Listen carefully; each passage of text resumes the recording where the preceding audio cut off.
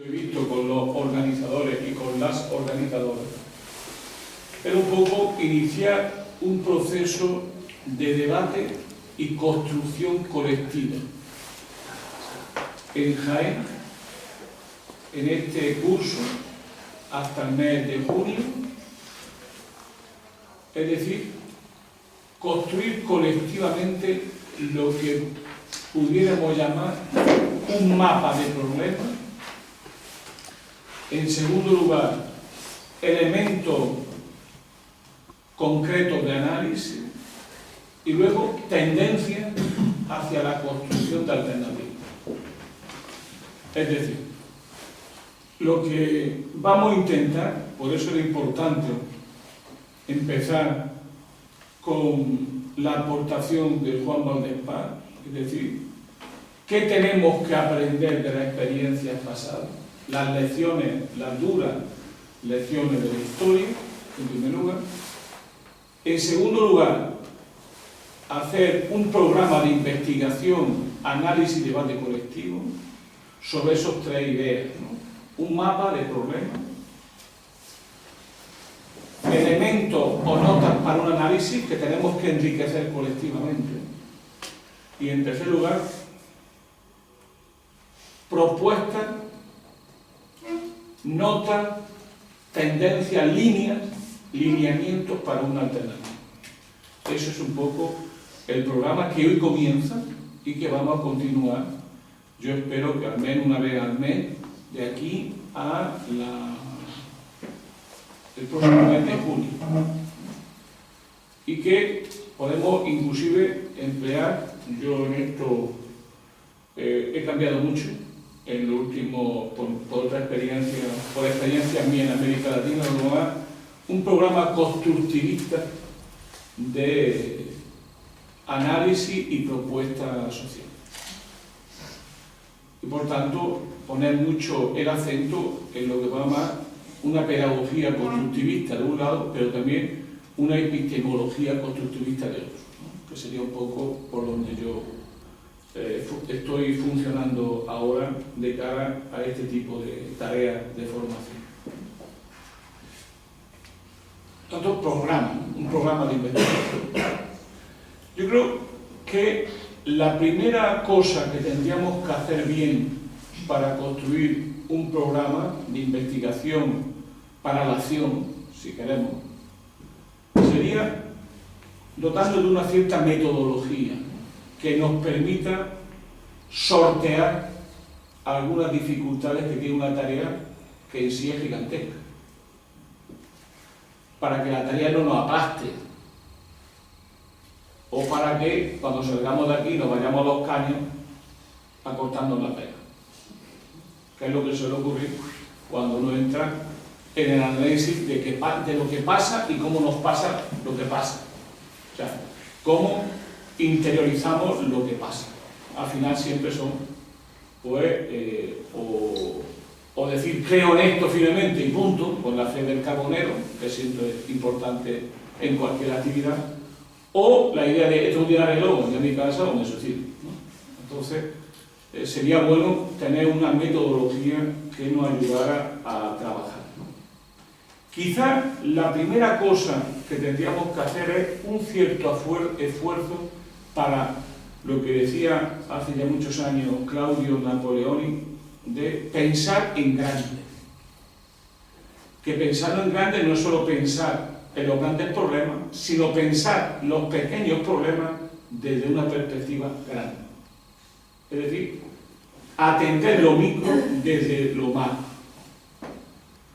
Y él decía que ese había sido el mayor pecado de la izquierda italiana, no pensar en grande.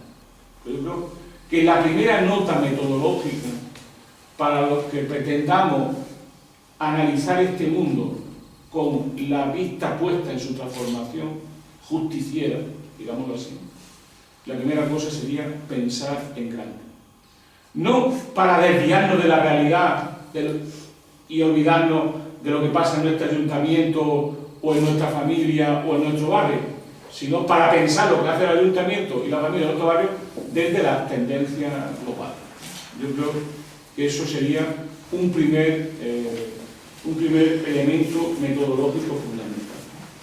La segunda cuestión que deberíamos de huir como la peste, y es muy difícil huir de ella, porque ahí aparece lo que Valdelpar señala como el corte generacional o las rupturas generacionales, que yo, como él, le doy una importancia central, sería lo que llamamos la tentación del absoluto comienzo. Es decir, la tentación de empezar no desde el principio, sino de cero, de ahorrarnos la experiencia histórica y de volver a cosas que sabemos que no funcionan, que no han funcionado, y a cosas que sabemos que, como todo en la vida, tiene tendencias, contratendencias, y que todo viene mucho más complejo. Estoy hablando de temas como qué tipo de partido, qué relación entre el trabajo institucional y la sociedad, si tenemos que transformar la sociedad sin conquistar el poder, debates inmensos que hay, que creo que tienen todo un elemento fundamental: poca capacidad para analizar lo que pasa, lo que nos pasó, por qué nos pasó lo que nos pasó, y luego, a la hora de implementarlo, a la hora de realizarlo, de llevarlo a cabo, ahorrarse muchas mediaciones de lo que hay. Para decirlo, hoy sabemos, yo creo que sabemos que sin organización es muy difícil una transformación social. Pero también sabemos que el tipo de organización que hasta ahora hemos tenido no da satisfacción al tipo y a la estructura de la sociedad donde estamos. Eso tiene diversas lecturas. Desde los que dicen no hace falta la organización, y de los que repiten partido, partido, partido, pero que no se dan cuenta que a ellos ya no tienen, que a ellos ni tienen partido donde referenciarse. Por tanto, o inventamos nuevas formas de organización, lo pongo como ejemplo, o difícilmente avanzaremos. Por tanto, yo creo que la segunda cuestión que habría que ahorrarse es la tentación del absoluto comienzo, lo cual no implica, sino más bien al contrario, la vocación crítica del pasado y autocrítica por lo que ha sido nuestra participación en el pasado. La tercera cuestión sería pensar de nuevo eso de la emancipación social, lo que antes llamábamos el socialismo, la revolución, lo que queramos. Es decir, en esta transición, es decir, en una crisis mastodóntica que estamos viviendo, vamos a tener que atravesar esa crisis con una teoría que no tiene elementos suficientes para explicar cada cosa de lo que nos está ocurriendo. Es decir, vamos a tener que ir con un planteamiento político-social conducido por principios ético-políticos, pero donde elementos de nuestra tradición intelectual y moral ya no están en condiciones de explicarnos bien qué es lo que está pasando. Es decir, vamos a tener que transitar en un mundo de incertidumbre teórica y política. Es decir, resistirse a cómo combinar creencias sólidas con ciencia explicativa de la realidad será, como siempre, una tarea enormemente complicada. Enormemente complicada. Convivir con la incertidumbre. Y no confundir creencias con ciencia. Eso, quien mejor lo explicó fue Ortega y Gasset. Y por tanto, me ahorro enorme explicación. Quien mejor lo explicó, más allá de cualquiera, desde mi punto de vista, y lo hizo además en castellano excelente, fue don José Ortega y Gasset. Por tanto, no confundir las creencias con la ciencia, pero sabiendo que no se puede hacer política sin creencia. La idea de que las creencias tengan una base, una apoyatura científica, eso es una predisposición, una voluntad, pero no está garantizado. Es decir, eso de un socialismo científico debería ser una aspiración, pero nunca una afirmación diciendo que lo que hoy es socialista y además científico.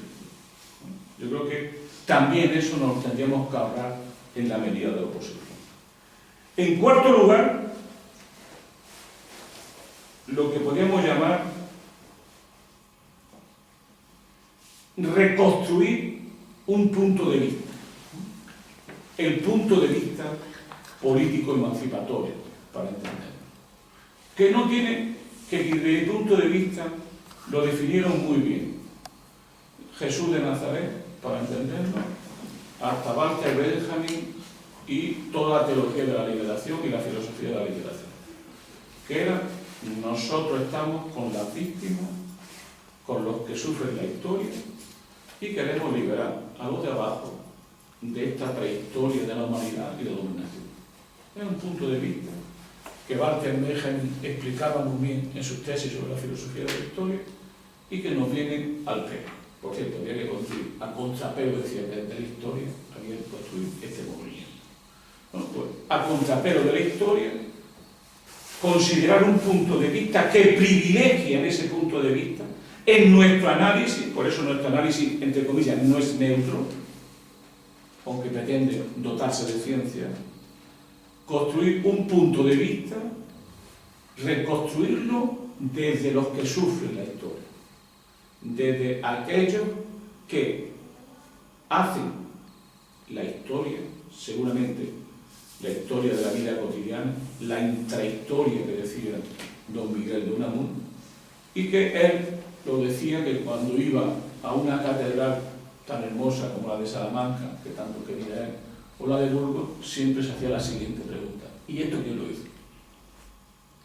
Esta idea de que la civilización es también la barbarie y que toda base de civilización ha sido la barbarie, nos debe siempre de conducir para tener un punto de vista lo más adecuado posible que privilegie a los de abajo. A unos llamarán los pobres, otros llamarán las clases subalternas, otros llamarán los explotados. Como veréis, yo voy a dedicarle 5 minutos a darle vuelta a estas definiciones, porque esto es esencialmente moral, ético-político. Y eso o se está o no se está. Se puede argumentar, pero al final, como son parte del imaginario y son creencias, eso guía la acción. Aquello que decía Manolo Sacristán en su prólogo al Antigurí, de que son visiones del mundo, como visiones del mundo, concepciones del mundo.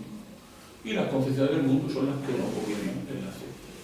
La idea nuestra es que esa concepción del mundo, en la medida de lo posible, esté autocontrolada ideológicamente y se dote de ciencia.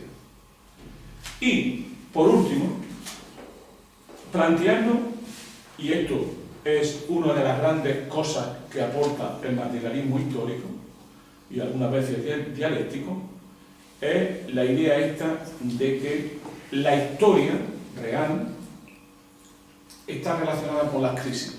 Es decir, que la historia tiene periodos de normalidad y de excepción. Esta metódica yo creo que es fundamental. ¿Por qué?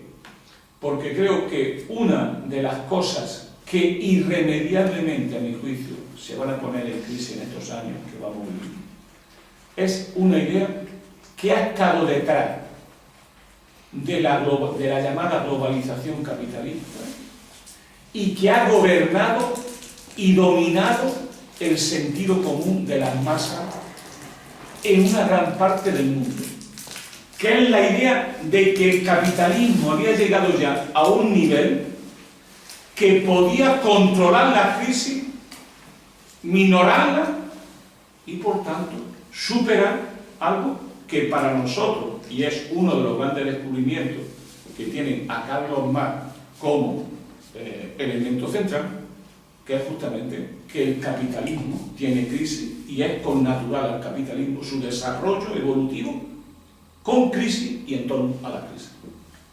Es más, yo diría que la gran derrota de la que hablaré ahora del movimiento obrero ha sido, entre otras, el olvidar esta idea de la crisis.